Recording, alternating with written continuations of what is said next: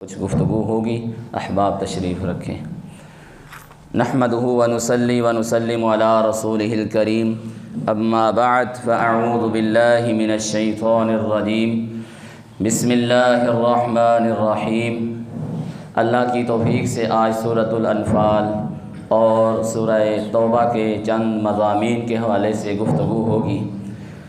اللہ کے نبی صلی اللہ علیہ وسلم پر سورۃ الانفال رمضان المبارک کے فوراً بعد 2 ہجری میں غزوہ بدر کے بعد اللہ تبارک و تعالیٰ نے سورۃ الانفال کا نزول فرمایا۔ اس میں اللہ تبارک و تعالیٰ نے غزوہ بدر کے احوال، واقعات، جہاد اور اس کے آداب بیان فرمائے ہیں۔ غزوہ بدر یہ اسلام کا ایک بہت بڑے معرکوں میں سے ایک معرکہ ہے، جس کی سربراہی پیارے پیغمبر علیہ السلام نے خود فرمائی۔ دراصل واقعہ یہ ہے کہ مسلمانوں نے نبی علیہ السلام نے جب سے نبوت کا اعلان کیا تو کفار مکہ جو آپ کے عزیز و اقارب، آپ کے رشتہ دار، آپ کے خاندان کے لوگ تھے، وہ آپ کے خون کے پیاسے ہو گئے۔ دین اور اسلام کی بنیاد پر انہوں نے اللہ کے رسول صلی اللہ علیہ وسلم اور پھر ایمان لانے والوں کو طرح طرح کی تکلیفیں دینے کا آغاز کیا۔ تو نبی علیہ السلام کو صبر کا حکم تھا، صحابہ کو صبر کا حکم تھا۔ اللہ کے رسول صلی اللہ علیہ وسلم آل یاسر کے پاس جاتے، ان کو صبر کی تلقین کرتے، جنت کی بشارتیں دیتے۔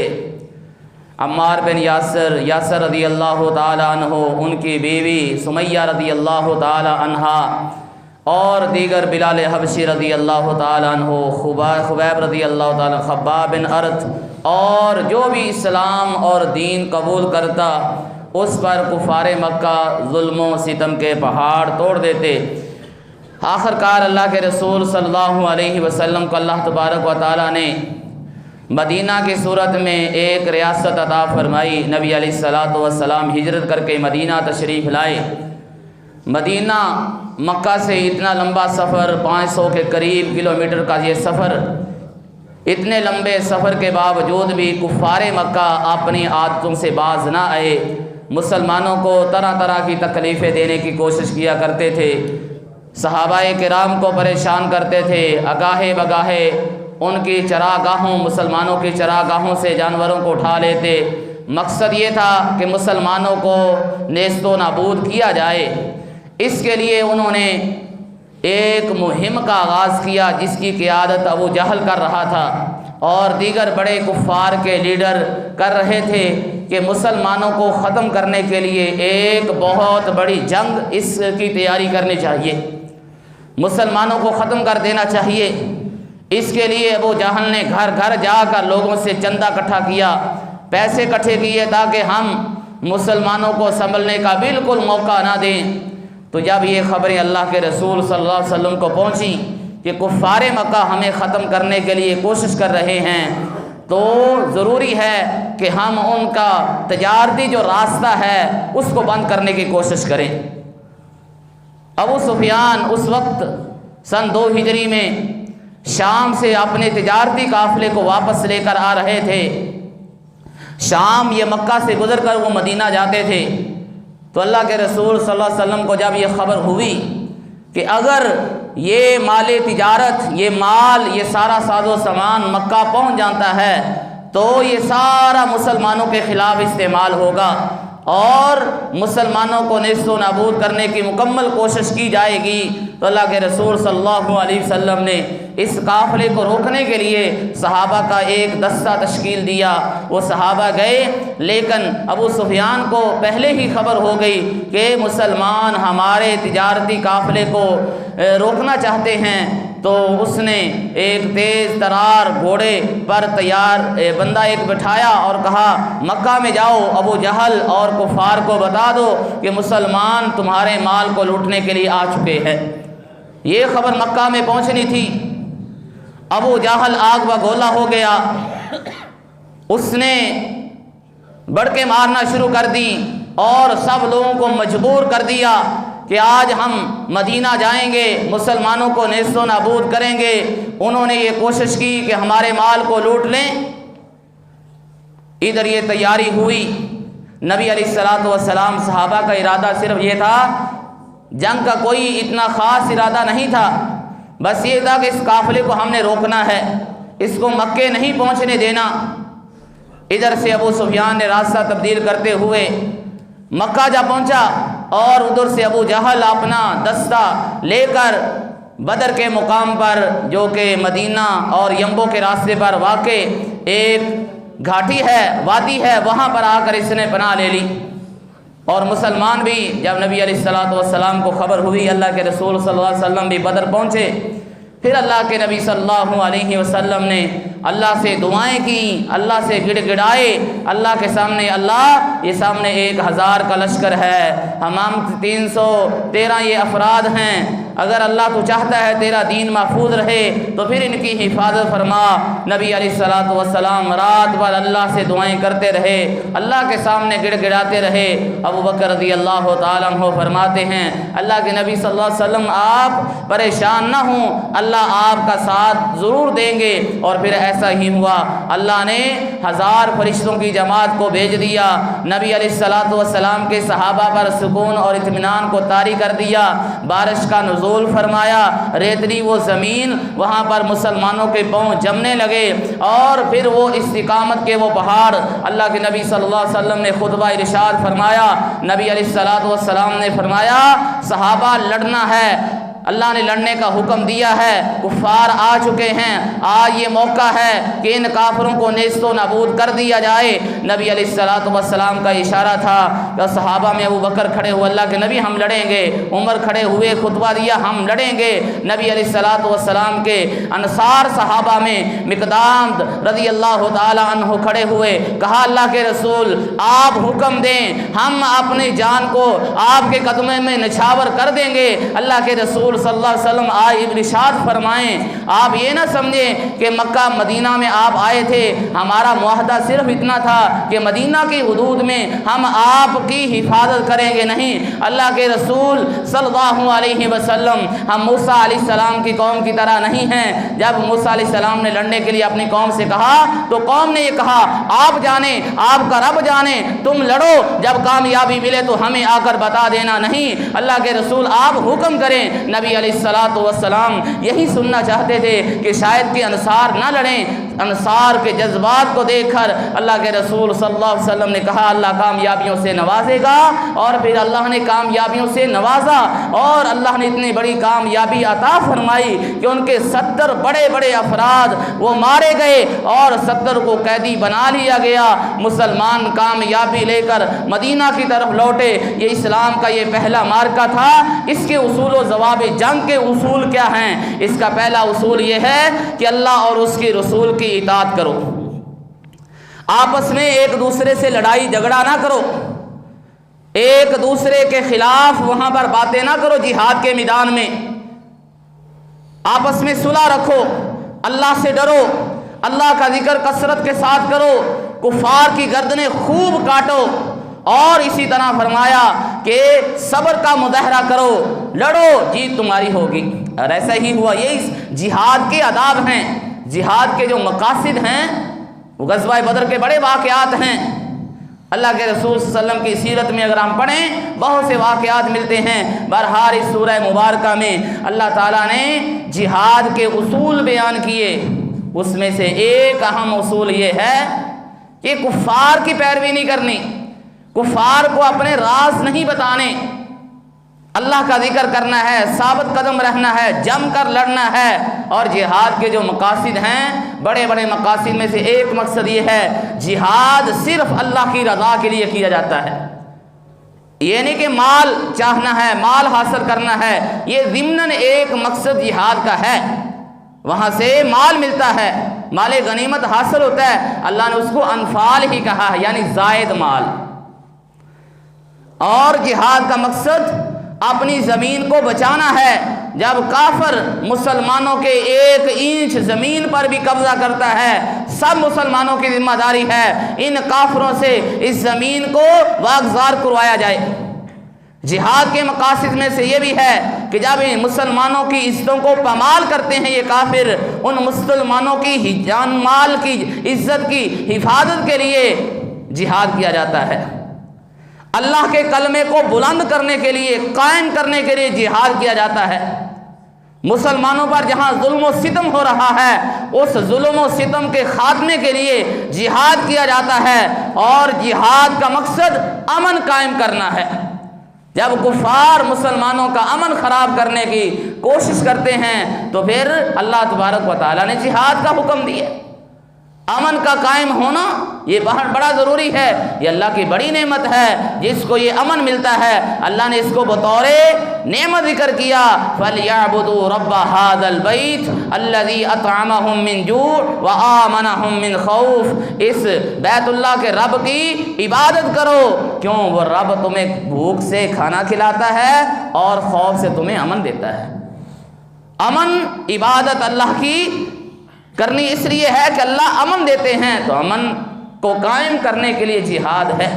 پھر اللہ تبارک و تعالی نے فرمایا اس وقت تک لڑتے رہو جب تک فتنہ شرک ختم نہیں ہو جاتا اور اللہ کا دین غالب نہیں آ جاتا۔ پھر اللہ تبارک و تعالی نے مسلمانوں کو خوشخبریاں دی، اور یہاں پر ابلیس کا بھی کردار غزوہ بدر میں ابو جہل نے جب یہ اعلان کیا کہ ہم لڑیں گے، ہم جائیں گے، تو ان کو ڈر لگا کہ بنو کنانہ کے جو لوگ ہیں وہ مدینہ مکہ پر حملہ کریں گے اور پیچھے ہمارے سے مکہ کو لوٹ لیں گے اور مکہ پر قابض ہو جائیں گے۔ وہاں پر سراقہ بن مالک کی صورت میں جو بنو کنانہ کا سردار تھا، اس کی صورت میں شیطان یہ ابلیس آیا اور اس نے کہا کہ میں بنو کنانہ کی طرف سے تمہاری ضمانت دیتا ہوں وہ تمہارے پیچھے سے حملہ نہیں کریں گے، اور اس نے کہا کہ میں تمہارے ساتھ بھی چلوں گا۔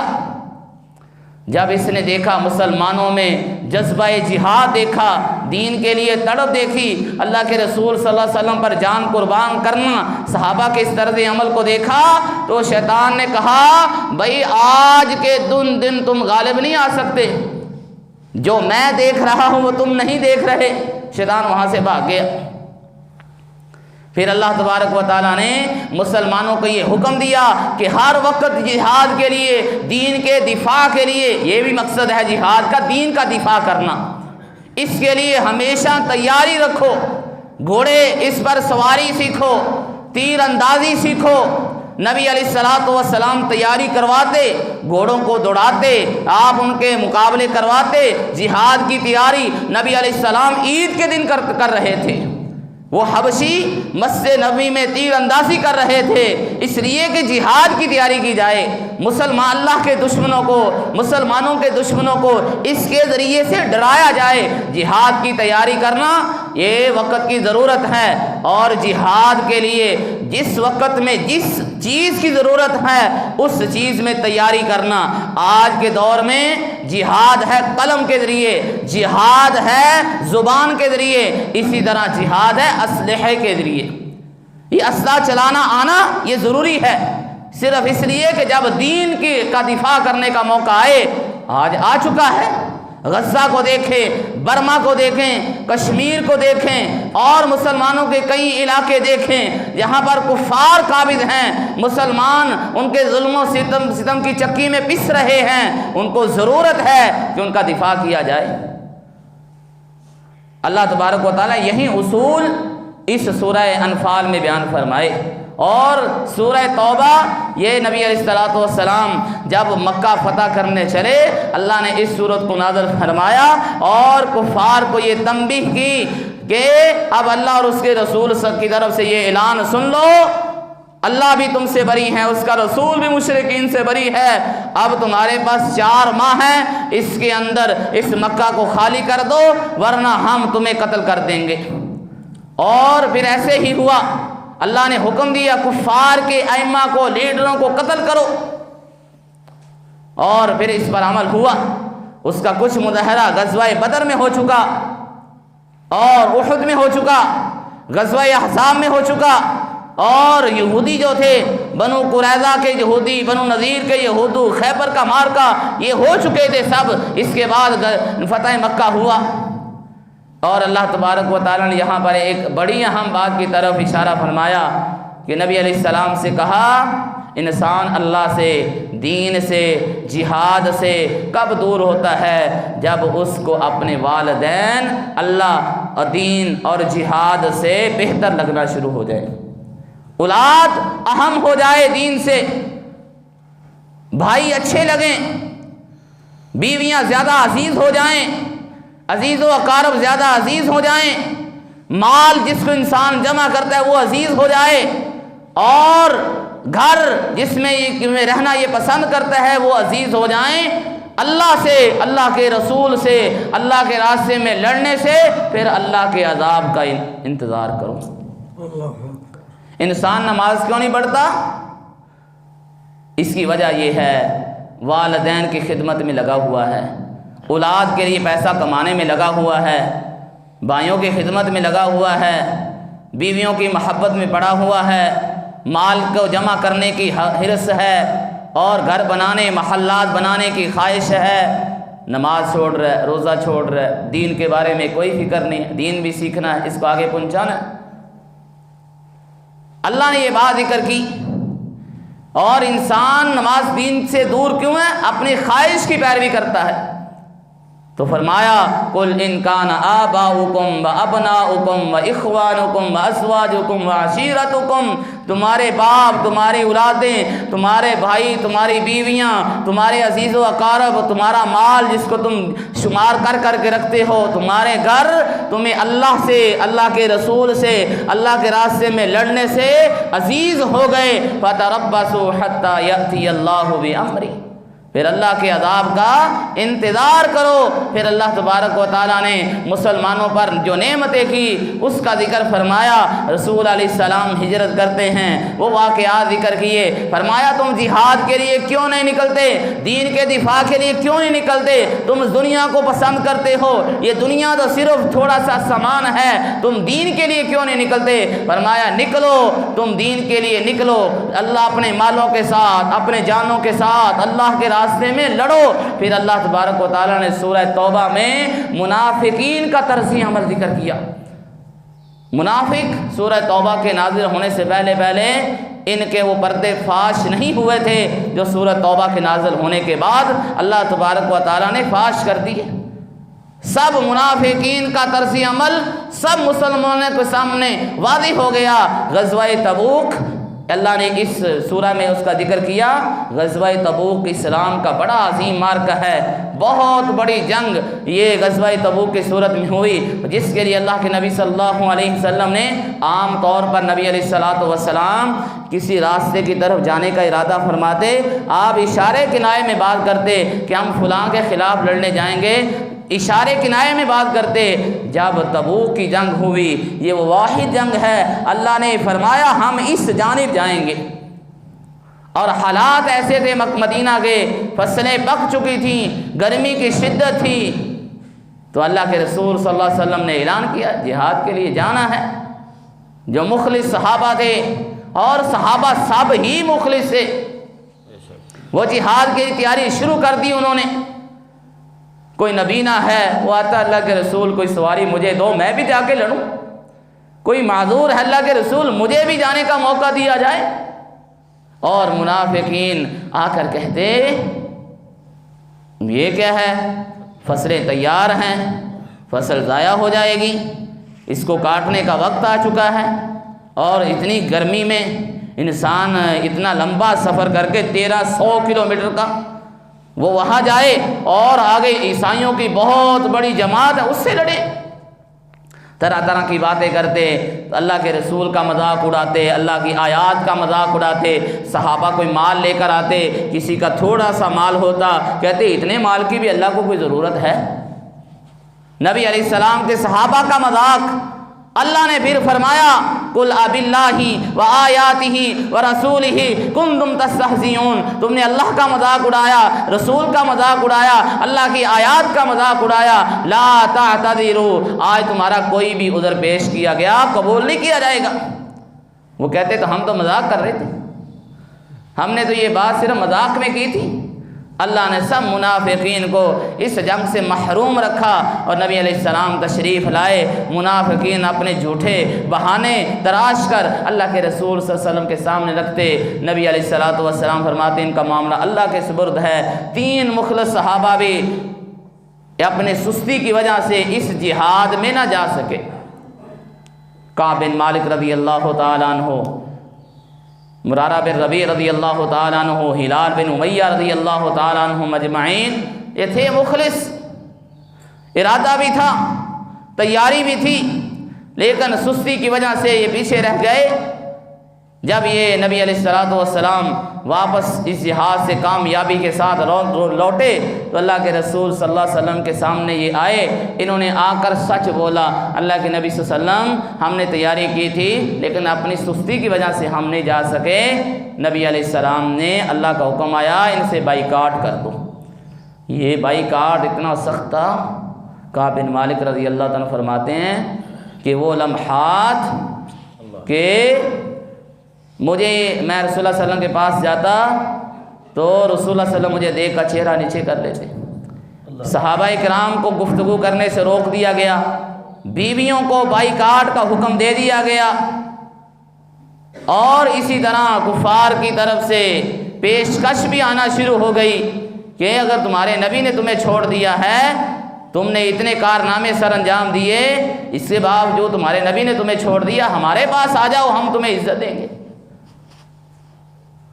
یہ آفر کسی کو ہو اللہ معاف فرمائے، وہ اس دین کو چھوڑ دیتا ہے، اسلام کو چھوڑ دیتا ہے۔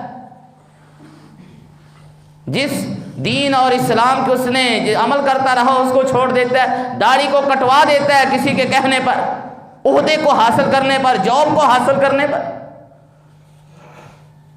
دین کی باتوں پر عمل کرنا چھوڑ دیتا ہے۔ آفر آتی ہے یہ کام کرو گے تمہیں جاب ملے گی، داڑھی کٹواؤ گے رشتہ ملے گا، یہ کام کرو گے تمہیں رشتہ ملے گا، دین کی بات چھوڑو گے تمہیں رشتہ ملے گا، آفر دیتے ہیں۔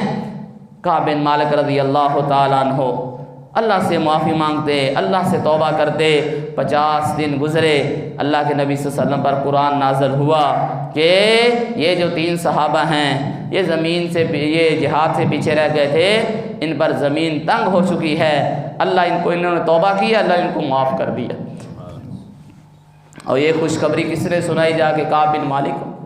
ابو بکر رضی اللہ تعالیٰ عنہ نے، کعب بن مالک اپنے چھت پر قرآن کی تلاوت کر رہے تھے، کہا کعب خوش ہو جاؤ، اللہ نے تیری توبہ کو قبول کر لیا ہے۔ پھر اللہ نے یہ حکم دیا، یا ایھا الذین آمنوا اتقوا اللہ وکونوا مع الصادقین، اے ایمان والو اللہ سے ڈرو، سچ بولنے والوں کا ساتھ دو، جو سچ بولتا ہے اس کا ساتھ دو، اس کا دفاع کرو، اس کے دست و بازو بن جاؤ۔